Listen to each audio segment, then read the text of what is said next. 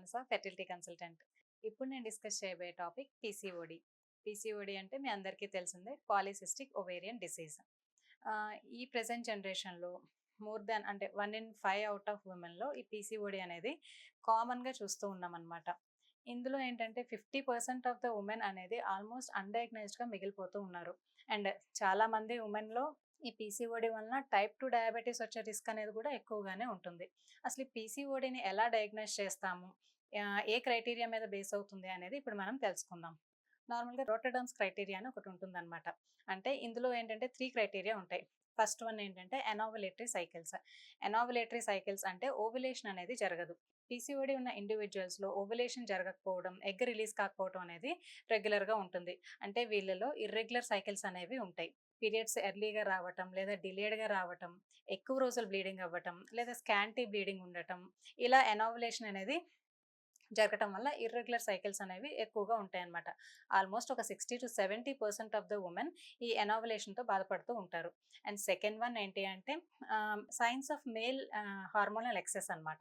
అంటే male hormones అనేవి ఎక్కువగా ఉండటం వలన లైక్ ఎల్‌హెచ్ గాని, టెస్టోస్టిరాన్ హార్మోన్స్ గాని ఎక్కువగా ఉండటం వలన పీసీఓడి ఉన్న వుమెన్‌లో ఏంటంటే ఆహ్, ఫేషియల్ హెయిర్ అనేది ఎక్కువగా ఉండటం, male pattern growth of body hair అనేది ఉంటుందన్నమాట. అంటే అప్పర్ లిప్స్ మీద, చిన్ మీద థిక్ బాడీ హెయిర్ అనేది ఉండటం, స్కాల్ప్ హెయిర్ లాస్ అనేది పోవటం, ఇంకా ఏంటంటే హస్కీ వాయిస్ అనేది ఉంటుందన్నమాట వీళ్ళలో. అలానే బాడీ మీద, ఫేస్ మీద యాక్ని ఎక్కువగా ఉండటం, ఇలాంటి సైన్స్ అండ్ సింప్టమ్స్ అనేవి కూడా ఉంటాయి.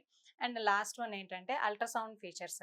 అల్ట్రాసౌండ్ చేసినప్పుడు పీసీఓడిలో ఏంటంటే ఓవరీస్ మనం చెక్ చేసినప్పుడు ఓవరీస్ వాల్యూమ్ అనేది ఎక్కువగా ఉంటుంది. అలానే ఈచ్ ఓవరీలో కూడా మల్టిపుల్ స్మాల్ ఫాలికల్స్ అనేవి ఉంటాయి. అంటే ఈచ్ ఓవరీలో ఒక 15-20 చిన్న చిన్న ఫాలికల్స్ అనేవి ఉంటాయి. ఇవి గ్రో కాకుండా అలానే ఉంటాయన్నమాట. సో, అందుకని ఓవ్యులేషన్ అనేది కూడా జరగదు వీళ్ళలో.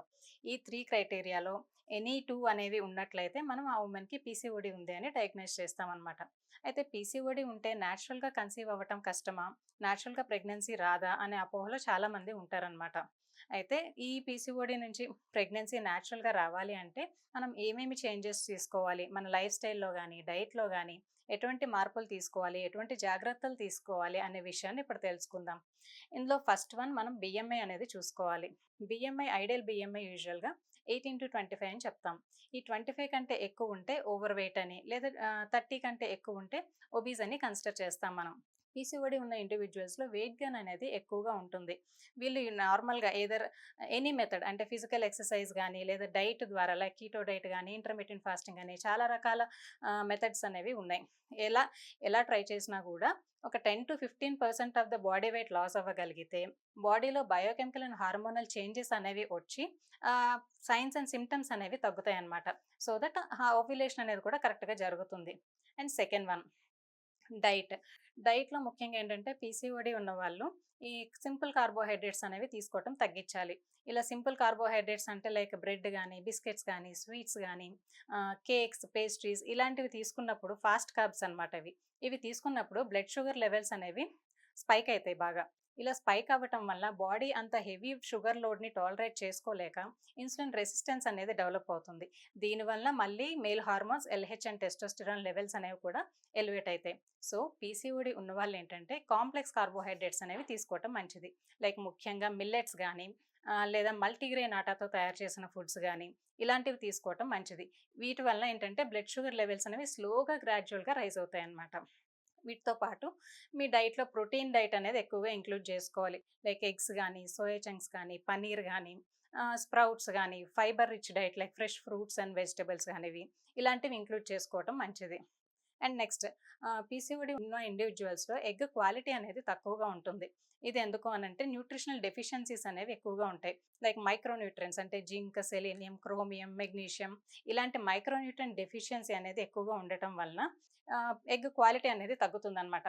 సో, దీన్ని కవర్ అప్ చేయటానికి మనం ఫ్రెష్ ఫ్రూట్స్ అండ్ వెజిటబుల్స్ అనేవి రెగ్యులర్‌గా మీ డైలీ డైట్‌లో ఇంక్లూడ్ చేసుకోవటం అనేది చాలా అవసరం.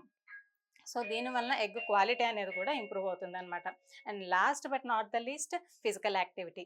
Physical activity according to WHO guidelines ప్రకారం వుమెన్ ఒక 180-200 మినిట్స్ డైలీ ఫిజికల్ యాక్టివిటీ చేసినట్లయితే that two aerobic exercises. Aerobic exercise అంటే లైక్ రన్నింగ్ గానీ, జాగింగ్ గానీ, సైక్లింగ్ గానీ, స్విమ్మింగ్ గానీ ఇలా చేసినప్పుడు ఏమవుతుంది అంటే మీ బేసల్ మెటబాలిక్ రేట్ ఇంక్రీజ్ అవుతుంది. హార్ట్ రేట్ ఇంక్రీజ్ అవుతుంది. బాడీలో ఉన్న హార్మోన్స్ అన్నీ ఈక్విలిబ్రియంగా పనిచేస్తూ ఉంటాయన్నమాట. అండ్ అలానే వుమెన్ ఎక్కువగా ఏంటంటే స్ట్రెంథెనింగ్ ఎక్సర్సైజెస్ నెగ్లెక్ట్ చేస్తూ ఉంటారు. ఇలా స్ట్రెంథెనింగ్ ఎక్సర్సైజెస్ చేసినప్పుడు ఏమవుతుంది అంటే మీ మజిల్ ప్రపోర్షన్ అనేది ఇంక్రీజ్ అవుతుంది. That two protein rich diet తీసుకుంటున్నప్పుడు మజిల్ ప్రపోర్షన్ అనేది మంచిగా ఇంక్రీజ్ అయ్యి ఇన్సులిన్ రెసిస్టెన్స్ అంటే గ్లూకోజ్ అప్టేక్ అనేది జరుగుతుంది. ఇన్సులిన్ రెసిస్టెన్స్ అనేది కూడా తగ్గుతుంది. సో దట్ ఈ మేల్ హార్మోనల్ ఎక్సెస్ అనేది కూడా తగ్గుతుందనమాట. సో ఇలా పీసీఓడి ఉన్న వాళ్ళేంటంటే ప్రాపర్‌గా ఫిజికల్‌గా ఎక్సర్సైజ్ గానీ, డైట్ గానీ మినిమమ్ సస్టైన్డ్‌గా మెయింటైన్ చేయాలి. మినిమమ్ ఒక 3-6 మంత్స్ సస్టైన్డ్‌గా మెయింటైన్ చేసినట్లయితే ఈ సైన్స్ అండ్ సింప్టమ్స్ అనేవి కొంతవరకు కంట్రోల్ చేయొచ్చు. అండ్ నేచురల్‌గా కన్సీవ్ అయ్యే ఛాన్సెస్ కూడా ఎక్కువగానే ఉంటాయి. Thank you.